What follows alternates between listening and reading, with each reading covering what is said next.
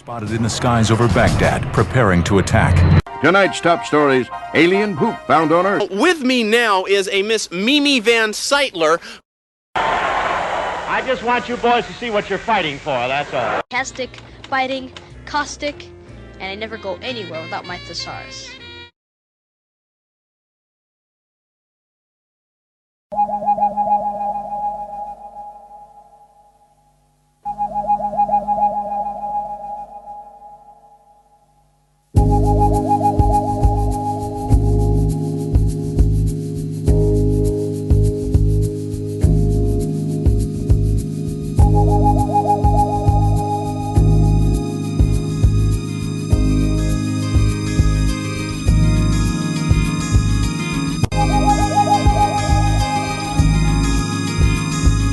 Okay, my name is Steve Feld.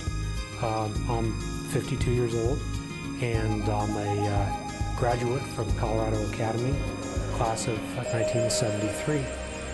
I've been in the film and television industry for about close to 30 years now, and I've done everything from documentaries to sitcoms, sports television, children's programming, news and entertainment. The only thing I haven't done is reality television, and I hope to be able to say that the rest of my life.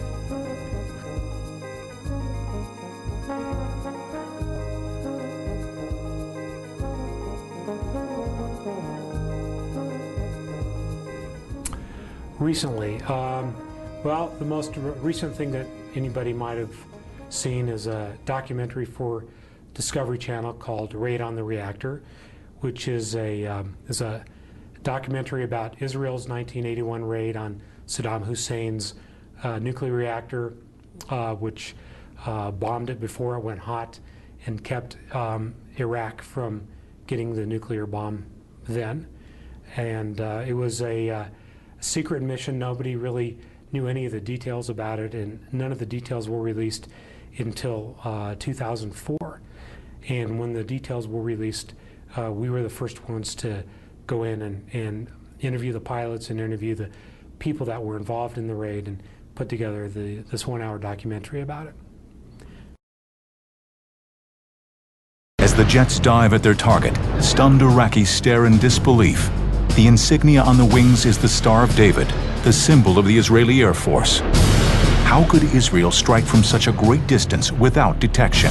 It's something that has not been done before. For more than 2 decades, the Israelis have kept the details of this unprecedented mission a closely guarded state secret.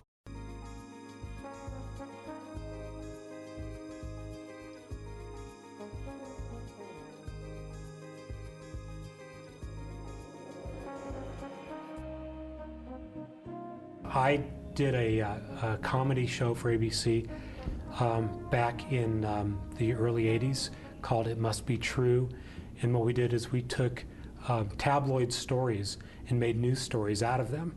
And one of the actresses I hired was a little-known actress. She had never done any television before. She hadn't done really any acting before. She had just started out with this comedy group called The Groundlings, and her name was Lisa Kudrow, who went on to star in Friends. But down here, a lot of people enjoy Aryan cuisine, if you understand my meaning. Yes, but didn't the funny little mustache and distinctive hairstyle give you any inkling as to who this man was? Why in the world would his hair and mustache make me think he's Hitler? I mean, a lot of Excuse me, people Mrs. Van Seitler. Chuck, I noticed some...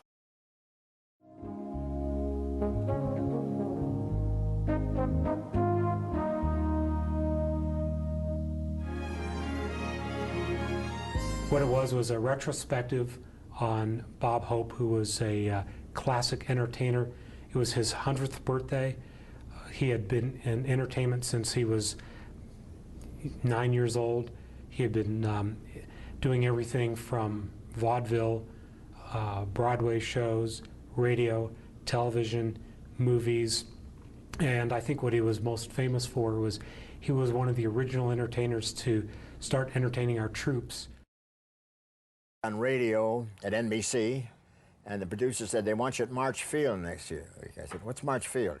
He said, that's an Air Force base in Riverside. I said, well, what do we do there? You know, there's no war or anything. He said, well, they want you down there. It's a great audience.